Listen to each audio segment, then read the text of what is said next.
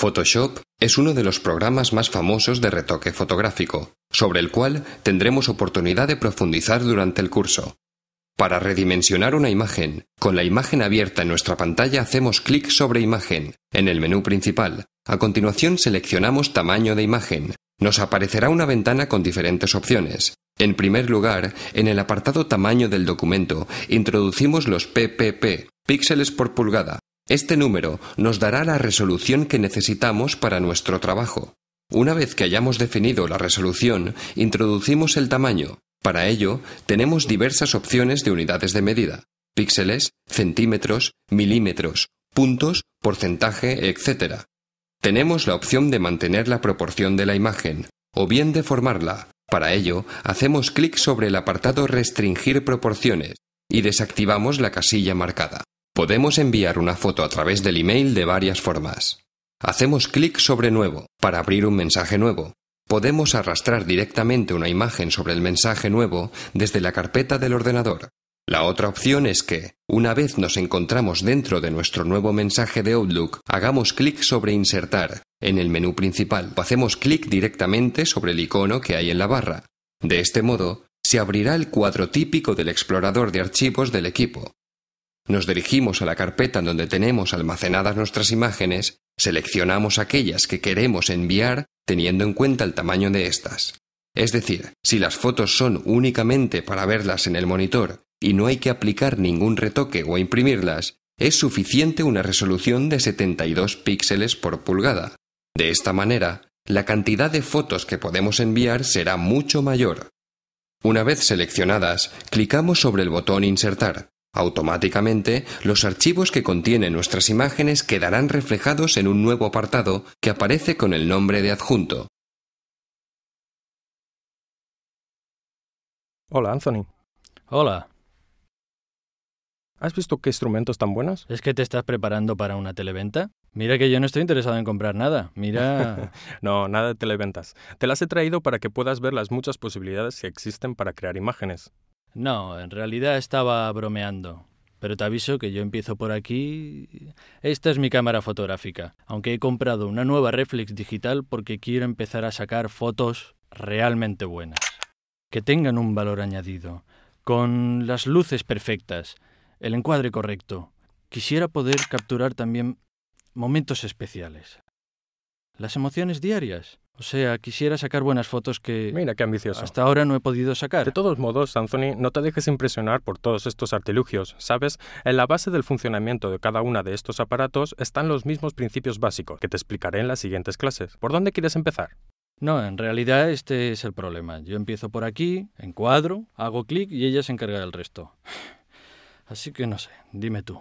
Bueno, me imagino cómo serán tus fotos. A ver, demasiado claras, demasiado oscuras, a veces fuera de foco, algo borrosas. A menudo el flash ilumina demasiado el primer plano. Veo que me conoces muy bien. No, sabes, no es que te conozca, es que al principio esto le pasa a todos, sobre todo cuando se utilizan los aparatos sin reflexionar demasiado, como tú decías. ¿A ti también te ha pasado? Bueno, digamos que sí. Sí. Sabes, la fotografía es un arte, y como todas las artes, para ponerla en práctica requiere unos instrumentos técnicos, pero hay que aprender a conocerlos y entender los principios que están en la base del funcionamiento de estos instrumentos para poder sacar el máximo de ellos. Para poder mejorar nuestras imágenes, será fundamental aprender a la perfección algunos principios, que a fin de cuentas no son muchos, pero que son básicos para la fotografía. En las próximas clases trataré que comprendas desde el inicio cuáles son estos principios de base. Así tus fotografías mejorarán inmediatamente. Conseguirás mejores resultados y luego, si tienes ganas de seguir, seguramente podrás ser aún más bueno. Sí, tengo ganas. Claro que las tendré. Yo quiero ser mejor. Bueno, pues empecemos. Sabes que todos estos aparatos que te he traído hoy son para que veas que, sin embargo, la fotografía desde su nacimiento ha vivido una serie de innovaciones técnicas que han cambiado mucho los instrumentos utilizados para hacer fotografía. Pero, ¿sabes qué? ¿Qué? Sin embargo, en la base de todos estos aparatos existe un principio básico, el principio base de la cámara oscura.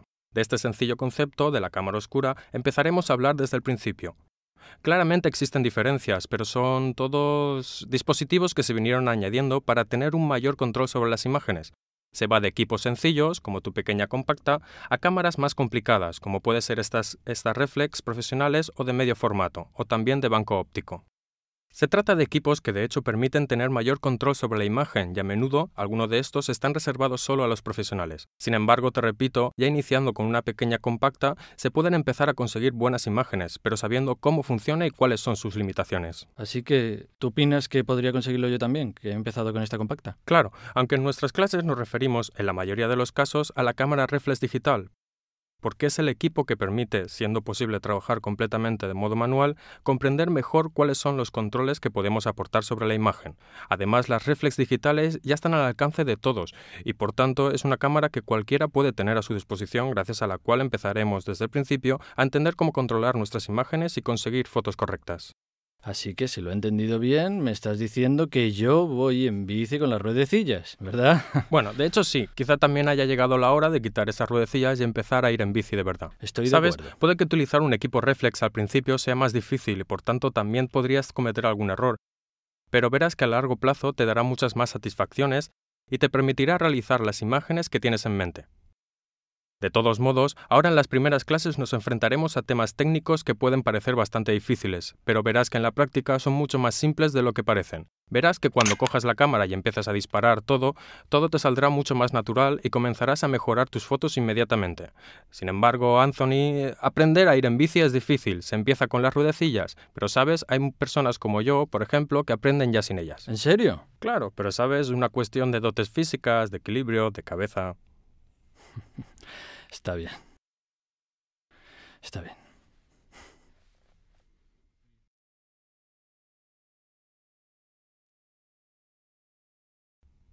Bien, Anthony, ¿estás listo para cambiar de vida? Cambiar de vida. Yo pensaba que estábamos aquí para hablar de fotografía. Sí, se trata de hacer un curso de fotografía y vídeo, y de aprender a mejorar el uso de tu cámara fotográfica y la videocámara, pero las nociones técnicas que aprenderás en este curso las necesitarás sobre todo para expresar mejor tu mundo interior. Aprenderás a mirar a tu alrededor, a ver la realidad con tus ojos y a expresarla a través de tus imágenes. Al final de este curso ya no te reconocerás a ti mismo. ¿Quieres decir que cambiaré? ¿Seré un hombre diferente? ¿No me reconoceré? Sí, ya no te reconocerás en los vídeos, en las fotos que sacarás cuando hayas terminado este curso. ¿Quieres decir que seré un hombre nuevo?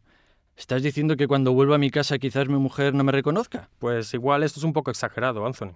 De todos modos, me parece entender que hoy es el primer día del resto de mi vida. ¿Es cierto? Sí. Oh. Entonces, yo me he comprado una cámara digital reflex buenísima, pero la verdad es que necesitaría algunos consejos para utilizarla de la mejor manera. ¿Me puedes echar una mano? Por supuesto. Ante todo, ¿sabes lo que significa sacar una foto? Sí, lo que sé es que hace falta encuadrar, hacer clic y mirar la foto.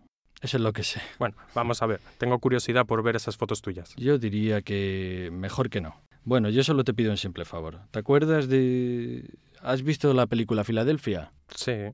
¿Te acuerdas de la escena en que Tom Hanks entra en la oficina de Denzel Washington por primera vez? No. Denzel Washington le dice: debe explicarme las cosas como si fuera un niño de 5 años. Yo estoy empezando de la base. ¿Y tú? ¿Te acuerdas de Pulp Fiction? Sí.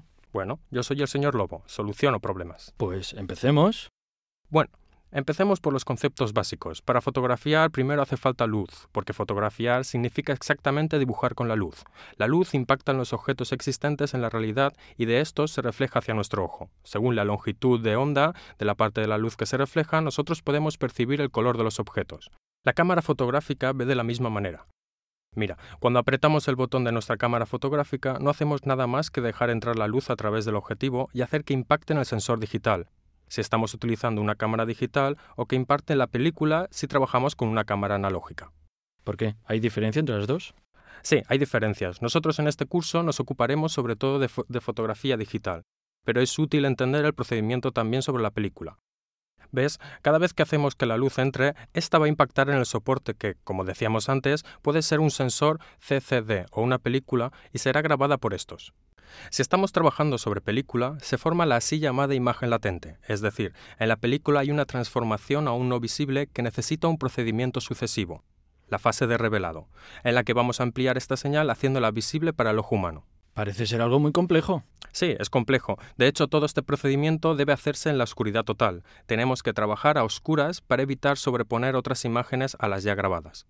En la fotografía digital el procedimiento es aún más complejo, pero no para quien saca la foto, porque la imagen impacta en el sensor y cada una de las celdas del sensor, los así llamados fotodiodos, que registran la intensidad. Fotodiodos. ¿Qué son? Son cada uno de los elementos que componen el sensor de tu cámara digital. Se compone de muchas celdas pequeñas. Cada una de ellas registra el valor de la luminosidad que le impacta. Vale. Esto viene después traducido por la máquina en términos numéricos y luego en formato digital, que será después reconvertido. Esta vez no a oscuras, sino frente al ordenador, en una imagen imprimible, y entonces lograrás ver la imagen definitiva, como ocurriría en una cámara oscura. Vale, una pregunta. ¿Es realmente necesario saber todo esto para sacar buenas fotos? ¿Sabes? Es necesario si utilizas alguna herramienta para expresarte, porque al fin y al cabo fotografiar significa esto, intentar expresarte a ti mismo. Debes comprender cómo funcionan estas herramientas y conocerlas bien para poder utilizarlas, así que también es importante afrontar estos aspectos. Está bien. Sin embargo, más adelante te enterarás de la utilidad de estas nociones. De hecho, he entendido en términos generales la diferencia entre película y digital. Pero dentro de la cámara de fotos, ¿qué es lo que realmente ocurre? Bueno, sabes, si tu cámara la consideramos en términos básicos, no es nada más que una caja a oscuras en cuyas dos extremidades se encuentran un dispositivo óptico que sirve para dejar entrar la luz al interior y un soporte que sirve para grabar la imagen que esta poca luz provoca. Incluso podríamos obtener una imagen utilizando un simple agujerito, el así llamado agujero estenopeico. ¿Qué es? Te daré un ejemplo. Imagina ahora que estás en una cámara totalmente oscuras y que en el exterior hay un paisaje iluminado por el sol. Si en una pared de esta cámara practicas un pequeño agujero, por este agujerito solo entrarán algunos rayos luminosos que son reflejados por los sujetos que se encuentran delante. Vale. Estos rayos luminosos entrarán en el interior de la cámara y llegarán a impactar en la pared opuesta, sobre la que se formará una imagen de lo que se encuentra delante. Pero esta imagen será invertida y reflejada izquierda-derecha. ¿Por qué invertida? Esto pasa por el así llamado principio de la propagación rectilínea de la luz. Si yo tengo un pequeño agujerito y un sujeto tomado de la realidad, los rayos luminosos que éste refleja deberán forzadamente pasar a través de este agujero. Claro. Y entonces los puntos de arriba pasarán por el agujero y terminarán abajo en la pared opuesta, mientras los puntos de abajo pasarán a través del agujero y se reproducirán en la parte superior de mi imagen. Ah, por eso también derecha e Y el izquierda. mismo razonamiento vale también para la parte derecha e izquierda de un sujeto, Vale. que se reproducirán en la parte opuesta al interior de nuestra cámara oscura. ¿Es esta entonces una técnica antigua? Sí, ten en cuenta que el principio del agujero estenopeico se conoce desde los tiempos de Aristóteles y ha sido el primer método por el que se ha logrado visualizar una imagen de la realidad en el interior de una cámara oscura. Sí, pero perdona, Alessio. Pero, ¿cómo se utilizaban estas imágenes? Pues mira, principalmente eran utilizadas por pintores que entraban dentro de esas cámaras oscuras y volvían a dibujar lo que estaba reproducido en la pared opuesta a la del agujero estenopeico. ¿Ves? En la historia de la fotografía ha habido dos cambios paralelos. Uno interesado por la formación de la imagen y el otro por la grabación de un soporte que permitiera conservarla a lo largo del tiempo. Y se ha logrado llegar antes a obtener prácticamente las herramientas para reproducir la imagen más que aquellos para grabarla. Pero estas herramientas del agujero estenopeico se han intentado mejorar para obtener imágenes que fuesen más luminosas y visibles, y el paso siguiente ha sido intentar ensanchar ese agujero para dejar penetrar más la luz al interior de nuestra cámara oscura. Pero el simple ensanchamiento del agujero ya no permite la reproducción de una imagen, sino que solo hace que la cámara oscura se ilumine. Y después imagino que más grande el agujero, menos hay ese efecto. Sí, de hecho se pierde el principio que estaba en la base del agujero estenopeico. Para obtener nuevamente una imagen hace falta una lente biconvexa que pueda recoger toda esta cantidad de rayos luminosos y hacer confluir de vuelta a algunos puntos. Y esta ha sido introducida a partir del siglo XVI por Cardano, que por primera vez ha introducido la lente biconvexa en el interior de una cámara oscura. Gracias a esta lente se consiguió reproducir una imagen mucho más luminosa respecto a las que se conseguían con el agujero estenopeico. Entonces, ¿cómo hemos llegado de la cámara oscura a la cámara fotográfica? Pues mira, una vez solucionado el problema de cómo grabar las imágenes, luego te diré cómo hemos llegado allí. Hubo que introducir en el interior del aparato unos componentes que sirviesen para controlar cómo la luz actuaba sobre el soporte. Estos componentes son el diafragma y el obturador, que tienen dos funciones distintas. El diafragma sirve para controlar cuánta luz entra en el interior del aparato fotográfico y que por consiguiente actúa en la película. Y el obturador, en cambio, sirve para decidir el tiempo en que se deja actuar la luz sobre el soporte. Imagina que el diafragma se encuentra normalmente en el interior de las lentes y es un dispositivo compuesto por laminillas que a las extremidades se reducen en un diámetro. Sí, un agujero de diámetro variable que deja pasar más o menos luz. Mientras el obturador es como una cortina, ahora además existen varios tipos. De todos modos, en las cámaras, hoy en la mayoría de los casos es una especie de cortina que se abre o se cierra y tiene así solo dos posiciones, todo abierto o todo cerrado. Y establece el tiempo en que la luz actúa sobre la película o el soporte que estoy utilizando para la grabación de imágenes. Tipo así, shuk, shuk o shish. Sí, este ruido que escuchas es justamente el obturador que se abre y se cierra, el clic de la foto. Entonces, resumiendo, la cámara fotográfica es una caja oscura a cuyas extremidades está conectado en un lado el objetivo, que es el instrumento para recoger la luz y proyectarla sobre el soporte, que es la película o el sensor CCD. Vale. Para regular de la mejor manera esta operación se utiliza el diafragma, que establece cuánta luz dejar entrar, y el obturador, que establece cuánto tiempo dejarla actuar. Vale, pero hay algo que no entiendo. La luz, que no es una cosa tangible, que no se puede tocar, ¿cómo puedo conseguir modificar la película? Pues, sabes, los elementos sensibles a la luz que se encuentran en nuestras películas son las sales de plata. Estas, una vez que son impactadas por la luz, sufren una modificación que no es visible para el ojo humano. Se habla de hecho de imagen latente, ya que hay una modificación en el interior de cada uno de los cristales de sales de plata, que no podemos ver y que puede volverse visible solo a través del procedimiento de revelado, sobre todo en el líquido revelador, que es la primera fase. Estas operaciones, por supuesto, deben hacerse a oscuras, porque no se debe cubrir la imagen impresionada en el interior de la cámara fotográfica. Durante estas operaciones, las sales de plata que han sido impactadas por la luz se convierten en plata metálica negra, porque sufren una transformación química debido al líquido revelador. Obviamente, cuanta más luz impacte en las sales de plata, más material se transformará en plata metálica. Se produce así una imagen compuesta por negros en la zona en la que la luz ha actuado, que son las zonas donde la plata se convierte en metal, y hay zonas transparentes donde en cambio la luz no ha impactado en nuestra película. ¿Y el procedimiento digital, cómo funciona? En el procedimiento digital ocurre algo parecido, aunque no idéntico, porque el soporte de grabación es totalmente distinto. Hay un sensor CCD constituido por muchas celdas pequeñas llamadas fotodiodos, cada una revelando la cantidad de luz que la impacta, y que la convierte en un pulso eléctrico de distinta intensidad en base a la cantidad de luz que le llega. El procedimiento ya no es fotoquímico, sino fotoeléctrico. En este caso, y entonces la señal luminosa captada por las celdas se convierte en un dato numérico que constituye nuestra imagen digital, que será en fin transformada a través del software en una imagen real. Esto es algo que ocurre automáticamente y enseguida. Sí, al momento del disparo, la cámara activa todos los procedimientos para convertir la radiación luminosa en datos digitales que serán después reconvertidos otra vez en imagen. Muy bien. Ahora hagamos un pequeño resumen. Sí, a ver, hemos hablado de los principios ópticos que llevan a la formación de la imagen, o sea, empezando por el agujero estenopeico hasta llegar a la lente biconvexa, luego de cómo nacieron los aparatos fotográficos y los elementos que lo componen, y finalmente hemos analizado también el proceso de formación de la imagen tanto digital como sobre película. ¿Todo entendido? Perfectamente.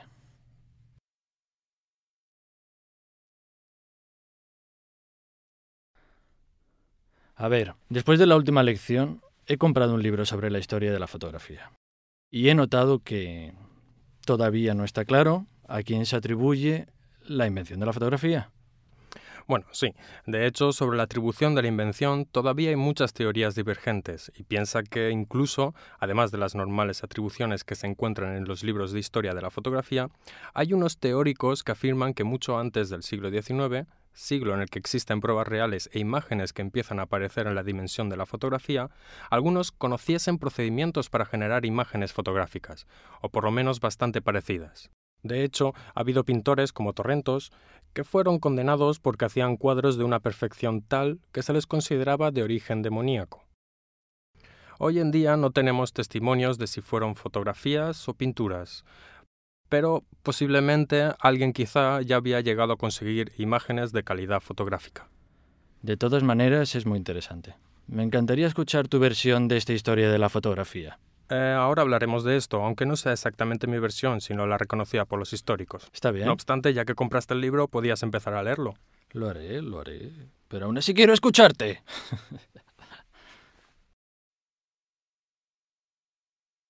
Entonces, primero deberíamos hablar de óptica, o sea, de esa parte de la física encargada de los comportamientos de la luz y de cómo ésta participa en el proceso de formación de las imágenes. Ten en consideración que hasta que Galileo no hizo sus investigaciones sobre el catalejo, o sea, sobre un instrumento que le permitía ver objetos muy lejanos aumentándolos, en la cámara oscura nunca se habían introducido las lentes. Hasta aquel momento se seguía utilizando el sistema del agujero estenopeico. Ah, sí, me acuerdo de... Sí, hemos hablado de eso en la última lección. El agujero estenopeico, que si recuerdas generaba imágenes poco luminosas y que por lo tanto no eran adecuadas para crear imágenes fotográficas debido a la escasa luminosidad. Sí. Luego, con la introducción de una lente biconvexa, se obtuvo, digamos, el objetivo fotográfico, el que hoy en día seguimos utilizando para la formación de las imágenes. Gracias al principio de refracción, o sea, la capacidad de una lente de desviar el recorrido de los rayos luminosos, con un objetivo se logra hacer confluir la luz que entra en la cámara, de nuevo, en puntos fotográficos. De otra forma, tendríamos círculos de desenfoque, los así llamados círculos de confusión en la imagen. ¿Podrías explicármelo mejor? Sí, aunque profundizaremos en los conceptos de este tipo más adelante cuando hablemos de los objetos y de los comportamientos en la formación de la imagen. De momento es suficiente que sepas que la lente introducida en una cámara oscura permite mejorar los defectos que tenía la imagen estenopeica. Profundizaremos más en ello en las próximas lecciones. Pero pasemos ahora al corazón del tema, es decir, una vez que se encontró la manera de formar la imagen, el verdadero problema fue el de grabarla. Y aquí hay unos cuantos conflictos sobre la real atribución de la primera fotografía. En efecto, eso es lo que he leído. Sí, habrás leído que existen 3 personajes, principalmente, que reivindican la paternidad de la invención fotográfica. Así es. Estos son Niepce, Daguerre y Talbot. Estos, los 3, Niepce, digamos, es el primero que, desde la década de los 20, empezó a experimentar unas técnicas para obtener imágenes a partir de la luz solar. En realidad, eran muy lejanas a las fotos a las que estamos acostumbrados hoy, porque todo eso nacía de una placa metálica en la que aplicaban betún de Judea, que, una vez expuesto al sol, se endurecía en las partes incididas por la luz. Luego rascaba las partes que permanecían blandas y conseguía así una imagen, digamos, parecida a la fotografía. El problema era que los tiempos para sensibilizar este material eran muy largos. Se necesitaban exposiciones que podían llegar hasta 8 o 9 horas. Su primera fotografía es muy famosa, realizada de hecho en el patio de su casa, donde se ve que las sombras de los edificios completan el arco entero, porque la exposición duró todo un día y las sombras se movieron a lo largo del patio. Seguramente la viste. Sí, en todos los manuales se reproduce esta imagen. Realizados sus primeros experimentos que llevaron a esta imagen, en 1826 entró en contacto con un parisino, Louis-Jacques Mandé Daguerre, con el que firmó un acuerdo para seguir con sus estudios y orientarlos más en el sentido fotográfico. Pero pocos años después, Niepce murió y, digamos, en el acuerdo le sucedió su hijo. Así que la invención fue llevada a cabo por Daguerre, junto al hijo de Niepce. Hasta tal punto que a los pocos años, dado que el hijo había sido de poca ayuda, Daguerre pidió el derecho a llamar a esta nueva invención daguerrotipos, en cuanto su parte en el estudio de la evolución había prevalecido. Respecto al método utilizado por Niepce, hubo una evolución porque Daguerre, en cambio, utilizaba placas de plata, que eran sensibilizadas exponiéndolas a los vapores de yodo. Se creaba así, en la superficie, un compuesto, el yoduro de plata, que actualmente se sigue utilizando como sal para obtener fotografías, y que una vez expuesto a la luz, este yoduro se transformaba en plata metálica negra. Pero se trataba de imágenes que, debido a su soporte, la placa de metal, no podían ser reproducidas, no eran como los negativos a los que estamos acostumbrados hoy en día.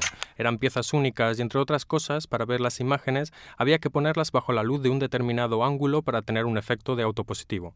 El procedimiento fotográfico que más se acerca al que utilizamos actualmente, sin embargo, se atribuye a un inglés, Talbot, quien, cuando en 1931 Daguerre patentó su invención ante los académicos de París y la registró, una vez escuchada la noticia, sacó algunos experimentos suyos que incluso se remontaban a años atrás, pero que hasta aquel día nunca había publicado.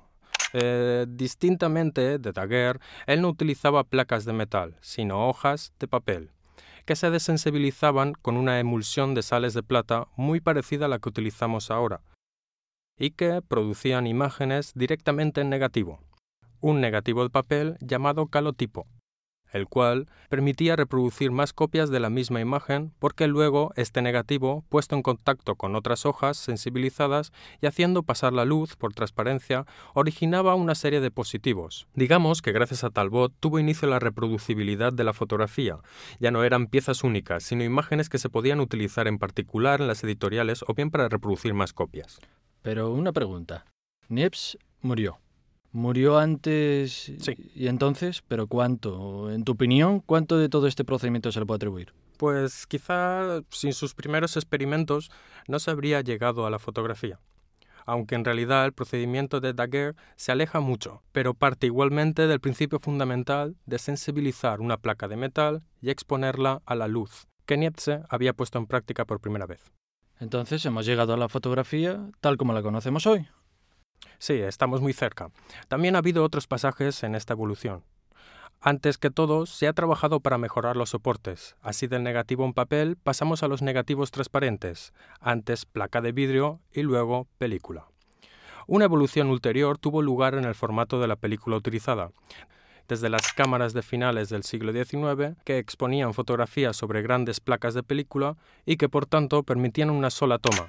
Hemos pasado con Kodak, que introdujo las primeras cámaras que utilizaban películas en rollo o aparatos mucho más ágiles, puesto que permitían disparar más fotos en el mismo rollo sin sustituir la película cada vez. ¿Esas con una toma solo eran aquellas con el telón negro donde el flash explotaba? Sí, esas luego llegó la película en rollo, que permitía agilizar las operaciones y se dieron más pasos adelante para la búsqueda de aparatos cada vez más pequeños y cómodos para llevarlos encima. Un eslabón importante fue la introducción del formato 35 milímetros. ¿Por qué 35 y no 40, 50? ¿Por qué? Primero, porque el 35 es la dimensión de la altura de la tira de película, y luego porque este formato es de derivación cinematográfica, prácticamente la película que se utilizaba en las cámaras de cine de esa época. Se utilizó por primera vez en fotografía con la introducción de los aparatos Leica, que, aprovechando el sistema de arrastre de doble perforación de la película cinematográfica, de hecho, utilizaba un formato notablemente más pequeño de los utilizados en la época, pero más cómodo de llevar y más inmediato para fotografiar. Las Leicas son aparatos que tienen un sistema de enfoque de telémetro, y una evolución ulterior ocurrió en cambio con los aparatos de sistema reflex. Así que, ¿qué diferencia hay entre telémetro y reflex? Pues profundizaremos en estos temas más adelante. De momento es suficiente que sepas que son dos sistemas distintos para enfocar las imágenes, sobre todo cambia el modo de visión a través del visor de la cámara fotográfica. Con la reflex, que entre otras cosas fue inventada en Italia, con los primeros modelos de Rectaflex, se tiene una visión de la imagen que realmente nuestro objetivo está encuadrando, cosa que hasta entonces no era posible con las máquinas utilizadas con película en rollo. Lo entiendo. Bien. Luego, la evolución en orden temporal ha sido la fotografía digital, en que la película ha sustituido con un sensor CCD capaz de revelar la imagen. Pero esa ha sido una revolución que tiene más que ver con el sistema de grabación de la imagen. La cámara sigue siendo la misma que con el sistema reflex. De todas maneras, no te preocupes por estos aspectos porque los trataremos en profundidad en las próximas lecciones. Bien.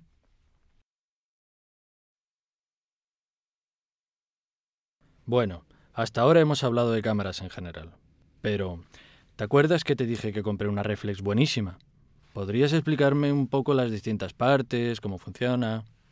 Sí, mira, todas las cámaras están constituidas esencialmente por los mismos componentes fundamentales, que son el objetivo, que tiene la función de capturar la luz, la cámara oscura, a la que pasa la luz, y el soporte, sobre el que se formará la imagen.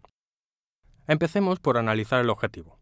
El objetivo es un conjunto constituido por muchas lentes, en el interior de un barrilete, y sirve para recoger los rayos luminosos del exterior y hacer que confluyan nuevamente en un punto. En el objetivo se encuentra el helicoide, que es un dispositivo que sirve para alejar o acercar las lentes de la película. Ajustando a esta distancia, tenemos la posibilidad de enfocar la imagen precisamente sobre el plano en que se encuentra la película o el sensor CCD.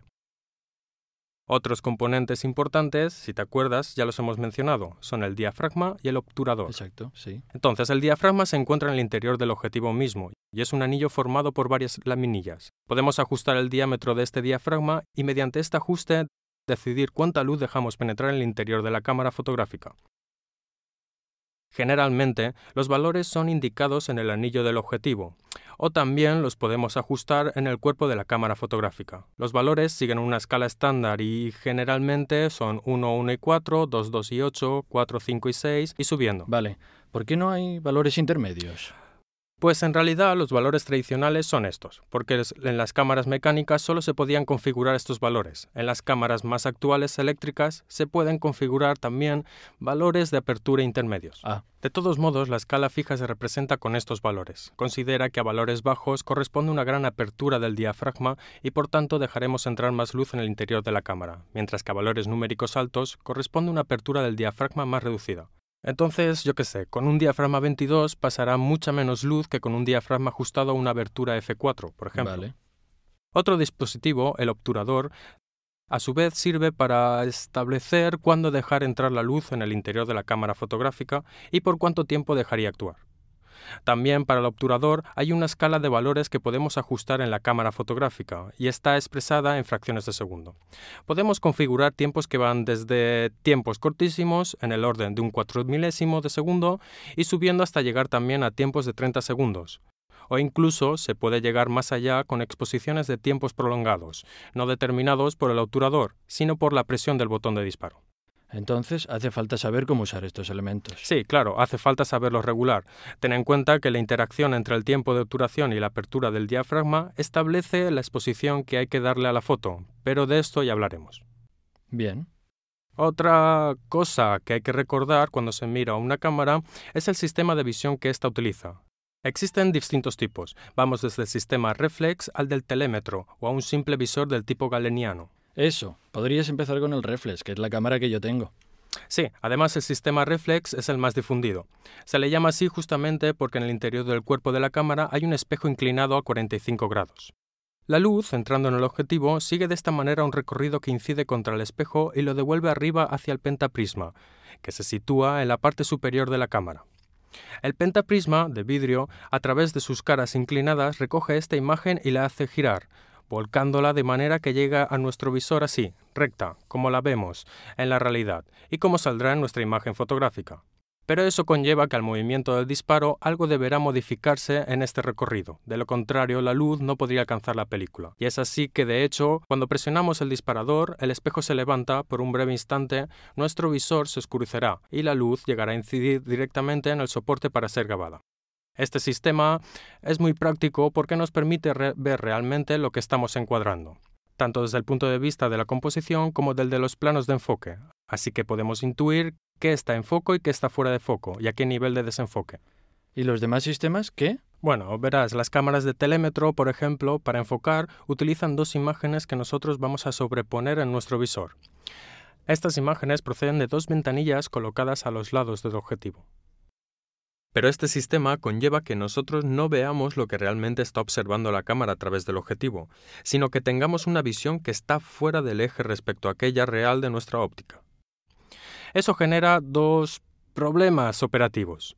Primero, que desde el punto de vista de la composición, corremos el riesgo, sobre todo con sujetos muy cercanos, de no encuadrar lo que creemos en nuestra fotografía. Y el otro es que este sistema de sobreposición de imágenes en nuestro visor nos permite enfocar a la distancia correcta, pero no nos permite valorar los efectos de enfoque y de desenfoque sobre los distintos planos de la imagen, cosa que en cambio sí podemos hacerlo utilizando un sistema reflex. Así que he elegido el sistema correcto. Sí, bueno, no existe el sistema correcto en absoluto. Todo sistema tiene sus virtudes y sus defectos. Considera que la reflex tiene esta grande virtud de evitar los errores del paralaje y, por tanto, lo que encuadramos es lo que saldrá bien en nuestra fotografía y, además, podemos valorar también el tema del desenfocado y de la profundidad de campo, que veremos más adelante en las próximas lecciones. Pero esto conlleva tener cámaras más grandes porque todo el sistema de volcado del espejo ocupa espacio.